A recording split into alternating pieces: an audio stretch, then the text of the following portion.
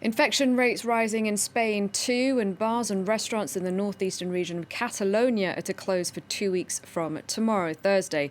Let's go to Sarrah Morris now, our correspondent in Spain. Sarah, tell us more about the Catalan government's announcement today.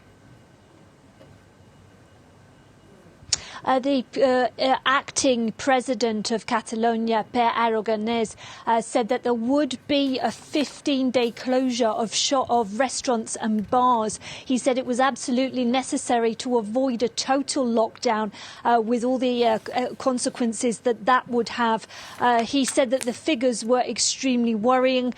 Basically, today, in the last 24 hours, we've seen an extra 1,620 cases in the last 24 hours in Catalonia, and cities like Barcelona are the most worrying. Barcelona is now has a rate of 400 cases of coronavirus per 100,000 residents. Many countries act over 50.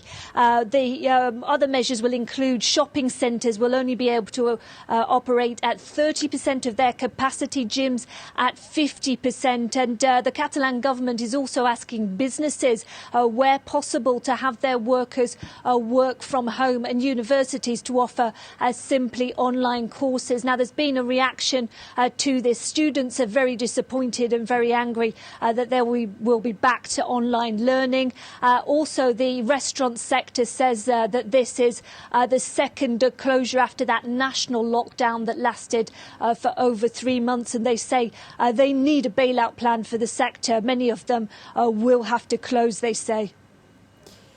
Sarah, are people getting worried in Spain with more and more restrictions being announced? They certainly are, because they find it difficult to understand why, when they had the most severe lockdown, as they see it in Europe, for more than 3 months, they weren't allowed even out for a walk or for an exercise, unlike other European countries. They find it strange that they have been back and so hardly hit by this second wave. And they're also extremely worried because many of them are finding themselves losing their jobs.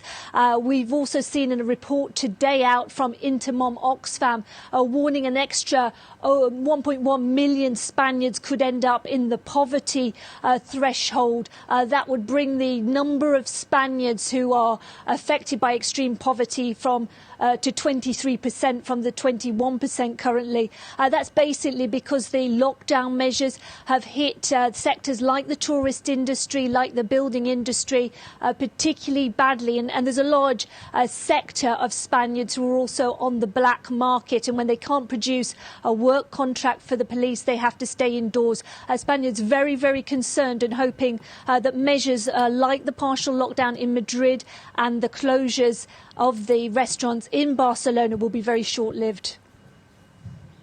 Thank you very much, Sarah, for that update. Sarrah Morris reporting.